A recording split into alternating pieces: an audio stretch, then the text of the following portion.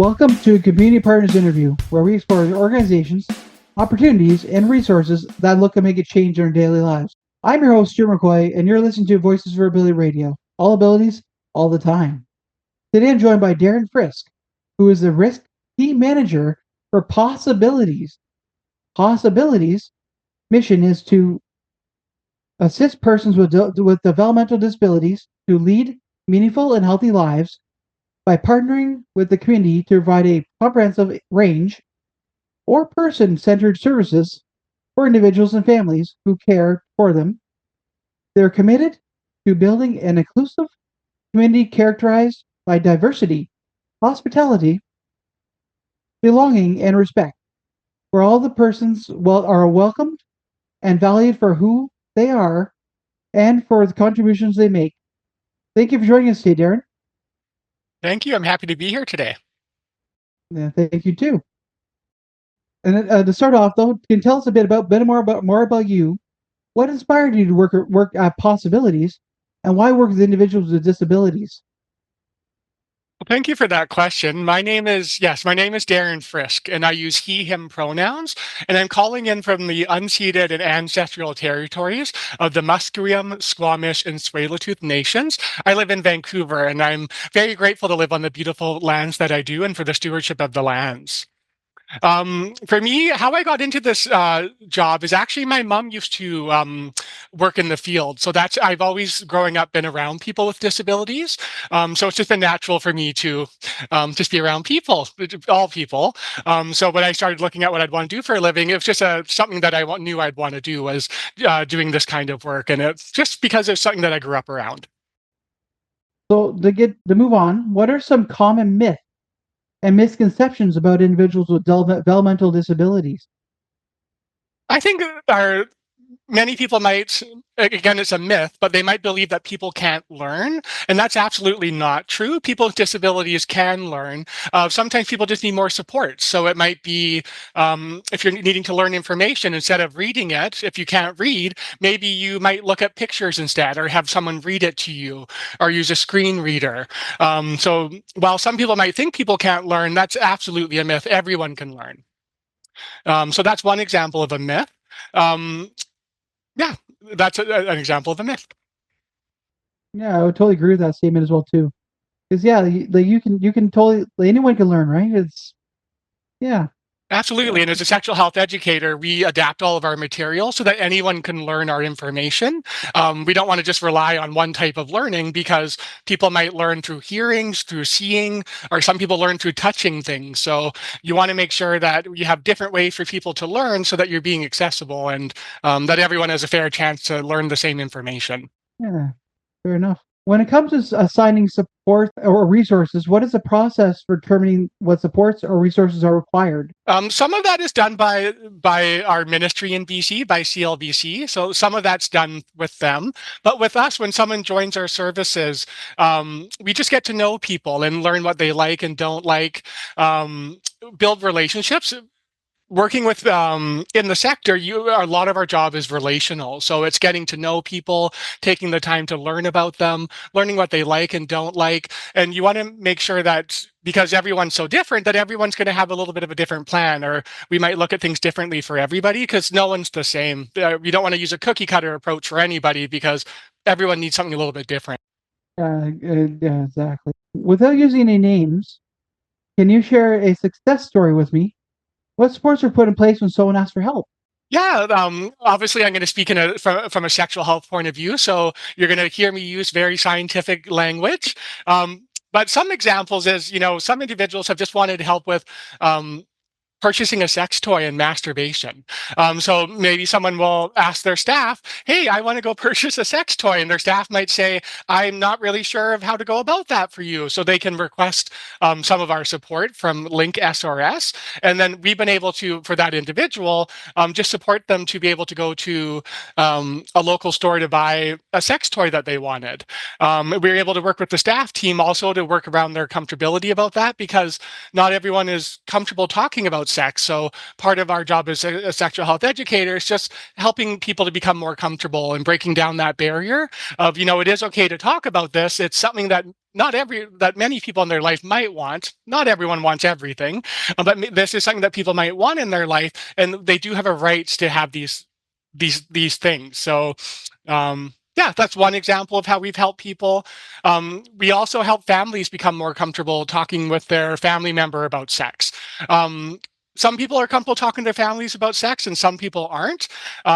So we're able to help families know, like, destigmatize different questions that they might have or different situations that they're dealing with, and letting them know that lots of people are dealing with these types of situations, and just normalizing what's going on is also a big part that we do in our work. Hey, good to know. And what? Okay, so being more specific now, what is the Link SRS program all about? Yeah, so Link SRS, the SRS stands for Safety, Relationships, Sexuality, and we support individuals with sexual health questions that they might have, or sexual health supports that they might have. And it's going to look a little bit different for everybody. Some of the younger learners, so kids that are more entering elementary school, maybe kindergarten, you're really working around just boundaries, knowing safe and unsafe touches, and who to talk to if there is a concern. We use scientific names for genitals to help with people being safer. So we use terms like penis and vulva instead of saying something like down there or that place. It just helps to keep people safer. So in the early years, you're really focusing on that. And then as kids start to go through elementary and puberty years, you start to teach about puberty. And then as people go into high school, you start to teach more about sex. But we also work and safer sex, pregnancy options. But we also work with adults as well. So people that maybe haven't had sexual health education and are needing some support in that area. Okay, good. What is the one thing you see happening over and over again to individuals with disabilities that shouldn't be, and how do we try to stop it? I think there isn't really maybe one thing that I see over and over, but just as a sexual health educator, I think where we support people is just helping them to find a voice to be able to advocate for themselves. And there's a lot of people who just are really great at advocating for themselves, and some people who just need a little bit more help. Maybe, how do I talk to my family about this is something that's going on for me, and I know that they don't really like it, but how do we approach that? So that could be one thing that we do. Okay, okay. Are there any events coming up for possibilities? Yeah, so with PosAbilities, we do host many different events that are in BC. So we're in British Columbia, which is obviously a province in Canada, and we provide services throughout BC. So we have services in the Lower Mainland, as well as services on Vancouver Island, and in the North and South Okanagan. So we're also hosting different events throughout the agency. So we have things like Soul Abilities, where it's learning how to connect with different with hip hop and learning how to do hip hop as a group. So that's one example of things that we have going on. But we have many different initiatives that we have that people are able to access. Sexual health, we do one-to-one teachings regularly. So if people request our assistance, we're out there just doing support for people as they need it. Yeah, that's good. That's good. The events are a good way for people to get out too and do stuff, right? Oh, absolutely. In our agency, every Friday, we send out different events that are going on. Or it's actually every Monday, but we send out different events that are going on in our weekly e-news. And this e-news really helps for people to know what's going on in the local community. So for one example is we are having our Inclusion Art Show coming up in October, which is at the Roundhouse Theatre, which is downtown Vancouver. And if people want to know more, they can go to our website, inclusionartshow.com, and it's on October 22nd and October 23rd. And it's our 21st show this year, and it's a large inclusion art show, and I would suggest anyone to go check it out. There's wonderful art there.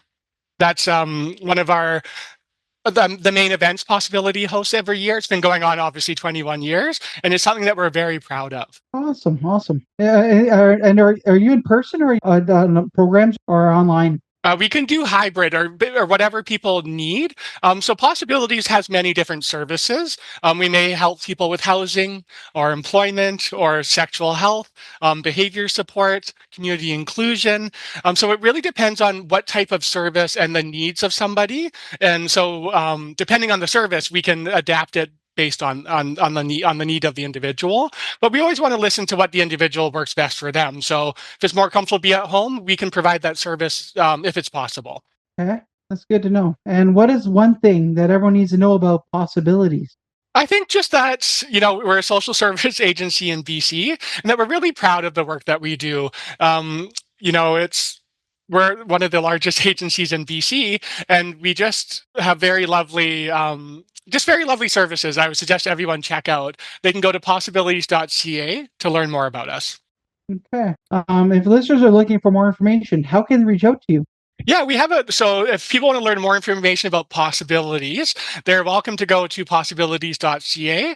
But if they're wanting to know more about sexual health education, or our Link SRS program, they can go to our website, which is linksrs.ca, and there they'll find more information about the services that we provide. So on our website, people can go, they can meet our educators, so the people we have that provide services. They can also look at our different services that we have, and we provide services to children and youth, adults, and we do presentation for training and caregivers. So people that want to learn more about our curriculum, I would suggest to go check there. And if they want to reach out to talk to us, they can click on the Contact Us button. And just another fun thing on our website to check out, we have a resource tab. So I just suggest anyone who's looking for some sexual health resources to go there. We have many different resources that people can check out. Awesome. And I was going to ask them, do you have any social media pages or a toll free number? Yeah, so possibilities, I'm not exactly sure about the toll-free number, but our number in BC, if you want to phone our office, is 604-299-4001. And can you repeat the question again, please? Sure, no worries. Do you have any social media pages? Yes, you can. We do have different social media pages for possibilities. So we're on Facebook, we're on Instagram, and I know that we also have other social media pages. So check us out on Facebook and Instagram. Awesome. I think we would definitely do that as well ourselves as well too. Well, I want to thank you, Darren, for your time. It was great hearing about your organization and learning more about your programs. Well, I really appreciate you having us here, and it was really nice to talk with you today. Awesome. Well, everybody, you've been listening to a Community Partners interview on Voices for Ability Radio. All abilities, all the time. Until next time, see y'all later.